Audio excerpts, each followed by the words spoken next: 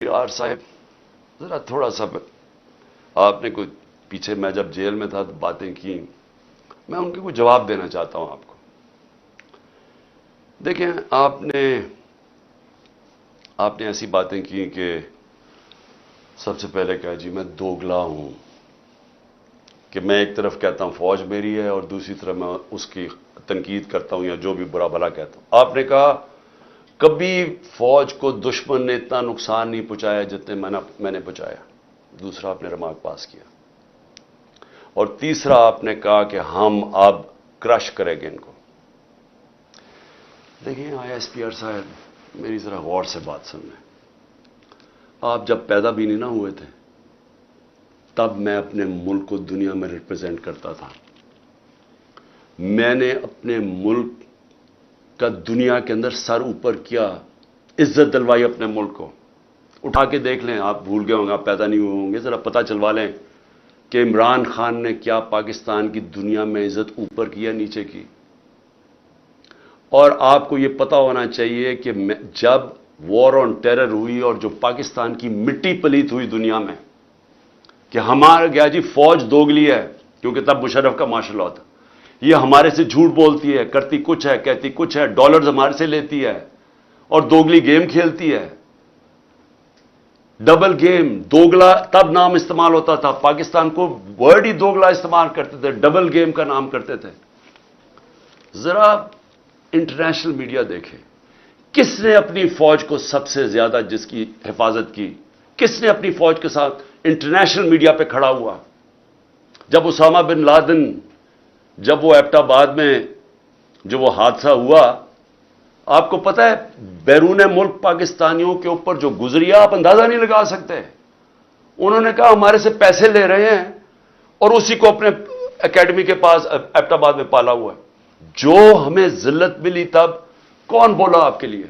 یا تو کوئی سانپ سونگ گیا تھا، یا تو آرمی چیف کے منہ سے چون ہی نکل رہی تھی، یا تو کوئی بولتا ہی نہیں تھا، نہ پرائم منسٹر تھا وہ گیلانی تھا، نہ زرداری۔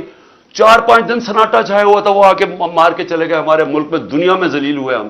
میں بولا تھا، میں ساری جگہ اپنی فوج کو ڈیفینڈ کیا ہے۔ میرے 3.5 سال میں دیکھیں کہ پاکستان فوج کا امیج اوپر تھا یا نیچے تھا؟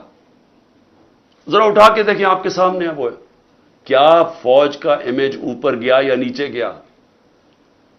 فوج کو لوگ پسند کرتے تھے۔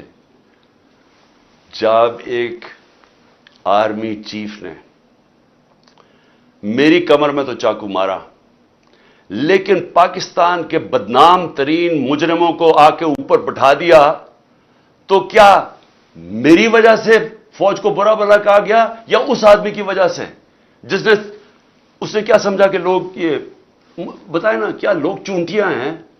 کیا لوگوں میں عقل نہیں ہے؟ کیا لوگ بیوقوف ہیں کہ جدھر آپ لگائیں گے ادھر لگ جائیں گے؟ کیا لوگ 30 سال سے ان لوگوں کو نہیں جانتے تھے؟ اسی فوج نے، میں نے اپنے کانوں سے سنا ہوا ہے، جب مجھے ISI نے بریفنگ دیا کہ انہوں نے کتنا، اب سے نہیں 25 سال سے میں سن رہا ہوں کہ کتنا پیسہ انہوں نے چوری کر کے ملک سے باہر لے کے گئے ہیں، کہ جی اب چائنا سے واپس آئے تو یا زرداری نے یہ ڈیل کی ہے تو فلانی پراپرٹیز، ہمیں جو انہوں نے پراپرٹیز دکھائی ہیں وہ اس سے اربوں ڈالرز کے اندر پراپرٹیز ہیں، اور ایک دم کہہ رہے ہیں کہ اب جناب فیصلہ ایک آرمی چیف نے کیا ہے تو بھیڑے سراب ادھر چلے جائیں، اور اس کو کہہ کہ جی بڑا اب بہت اچھا کیا، اور اب عمران خان بولا یہ اچھا ہے۔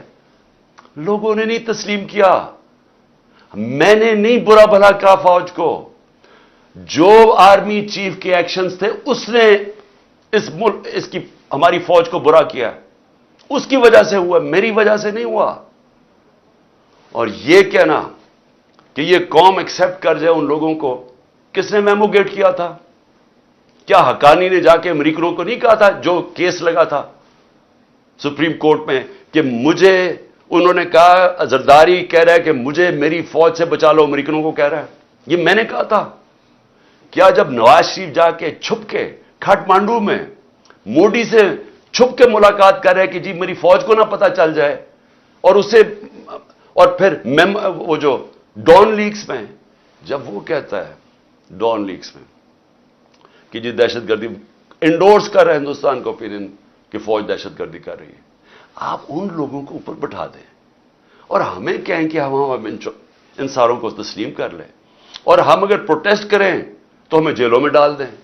ہم پروٹیسٹ کریں ہمارے اوپر ایف آئی آر کاٹ دیں. ہم کچھ کریں آپ اینٹی اسٹیٹ ہمیں قرار دے دیں. لیکن آپ سب کچھ ٹھیک کر رہے ہیں. مجھے گولیاں لگی ہیں, مجھے پتہ ہے کس نے کون ذمہ دار ہے. کیا مجھے ایکس پرائم منسٹر جو سب سے بڑی پارٹی کا ہیڈ, مجھے یہ حق نہیں ملا کہ میں اپنی ایف آئی آر کٹوا سکوں؟ آئی ایس پی آر صاحب فرمان دے رہے ہیں کہ ہمارا تو بے بنیاد الزام لگایا گیا ہے. بھئی آپ ہیں کون کہنے والے؟ یہ کس نے آپ کو رائٹ دیا ہے؟ ملک کا آئین یہ کہتا ہے کہ جس کے اوپر واردات ہوتی ہے اس کا رائٹ ہوتا ہے ایف آئی آر کٹوانا. تفتیش ہو, پھر وہ بے بنیاد بے قصور ثابت ہو جائے, بسم اللہ. لیکن آپ تو بیٹھ کے فرعون کی طرح فرمان پاس کر رہے ہیں کہ جی وہ تو ہمارا, میں نے تو غلط الزام. اور یہ کہنا کہ عمران خان جھوٹ بول رہا ہے, آپ کو شرم آنی چاہیے ایسی باتیں کرتے ہوئے. عمران خان کو 50 سال یہ قوم جانتی ہے. اس قوم کی تاریخ میں اگر کسی ایک آدمی کو اس قوم نے سب سے زیادہ پیسہ دیا ہے, جو سب سے زیادہ خیراتی کام, وہ عمران خان کر رہا ہے. اور وہ کیوں دیتے ہیں؟ کیونکہ ان کو پتہ ہے کہ وہ دیانتدار آدمی ہے, وہ چوری نہیں کرتا پیسے, وہ سچ بولتا ہے. عدالت کے اندر جب میرا کیس لگا فلیٹ کا, عدالت نے, سپریم کورٹ نے کہا صادق اور امین ہے.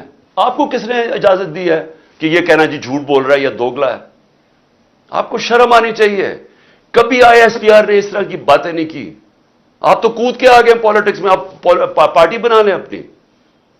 اور میں اس کے علاوہ میں آخر میں, کیونکہ میں اپنے آپ کو کنٹرول کر رہا ہوں کیونکہ مجھے بڑا غصہ ہے اس چیز کے اوپر کہ اس طرح کے الزام لگانے, اور آپ کو پتہ ہی نہیں آپ بات کیا کر رہے ہیں, اور اس آدمی پہ لگا رہے ہیں جس کو ہمیشہ وہ چاہتا ہے کہ اس کی فوج مضبوط ہو. اور میں آپ کو یہ بتاؤں, میں ڈرامے نہیں کر رہا, کیونکہ میرے پیسے ملک سے باہر نہیں پڑے ہوئے.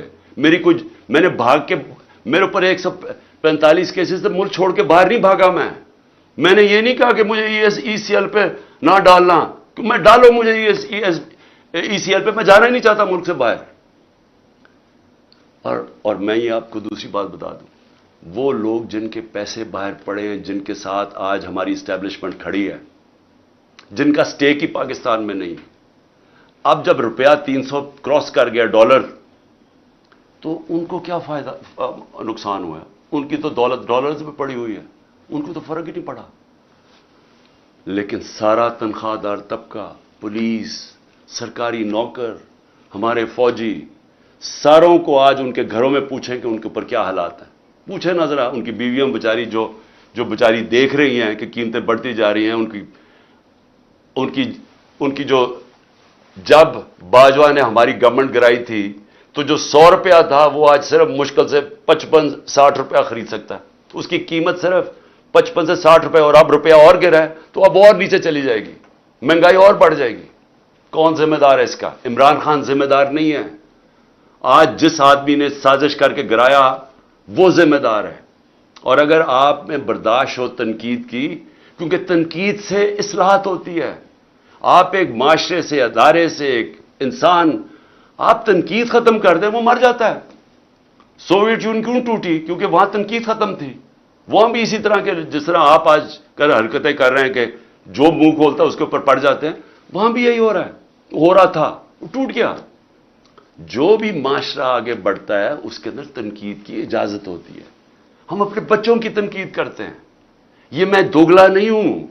اگر میں اپنے بچوں کی تنقید, میں ان سے پیار کرتا ہوں, اپنے بچوں سے ان کی اصلاحات کے لیے تنقید کرتا ہوں.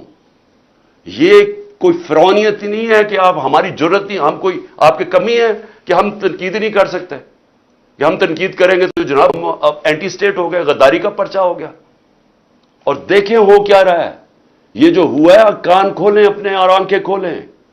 یہ ملک کدھر جا رہا ہے, جس طرف جا رہا ہے. اس وقت ہے آپ کا کہ اندر سے اصلاحات ہو. یہ ڈنڈے مار کے اور یہ ہمیں سارے پکڑ دکڑ سے کچھ نہیں ہونے لگا, کیونکہ یہ اسی طرح کا کریک ڈاؤن ایسٹ پاکستان میں بھی تھا, کچھ نہیں ہوا.